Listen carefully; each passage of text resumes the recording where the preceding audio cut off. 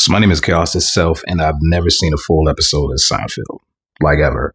And my friend's been putting some clips in the group chat, and I was like, "Oh, these are pretty funny. These are pretty comical. I enjoy situational comedies. I need something new to watch. Let me give it a shot." 30 years late, whatever. Watch the first episode. It's called Seinfeld. It's a pilot, right?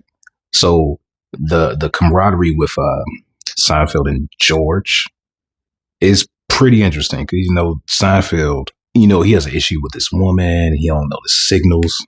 You know what I mean? But George is giving him all this advice and all these kind of insights. But I guess the hook is like George don't have no women because like it kind of started like with the button. They're so random. They're all over the place, and I don't know what this show is about. But I think it's about nothing because Wale did that mixtape and album about it's about nothing. So like, all right. It's not going to be no plot. It's not going to be no like a long storyline, a through line like The Office. These going to be random episodes. Cool. Hilarity ensues. But yeah, George don't get no women, but he's giving Jerry advice. And it worked? Or it's like George doesn't know what he's talking about. Maybe that's the thing.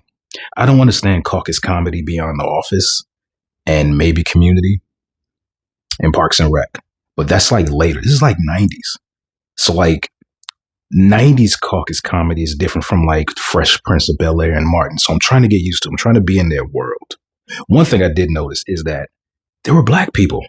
They were in the background. They ain't had no lines, but it's like, yo, the first episode, he was in the laundromat and it was like black people over there. So I was like, cool, it's not going to be a Friends situation. I've never seen a full episode of Friends.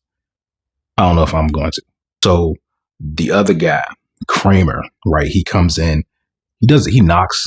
I know about Seinfeld, but I don't know. So the clips I seen, he busts through the door. Maybe that's later. He knocks, comes in, does something weird and random. Hilarity ensues. You know what I mean? So that dynamic is cool. There was like a woman in the cast, right? Elaine, that's her name? Elaine? What is her name? You know what I'm talking about. But yeah, she's not in there. So I guess they come into it. But like, okay, so like Seinfeld's like, he's like a working comic. So he's a stand-up comedian and he just lives his life, bring his real life to the stage. And a lot of his comedy is like observational.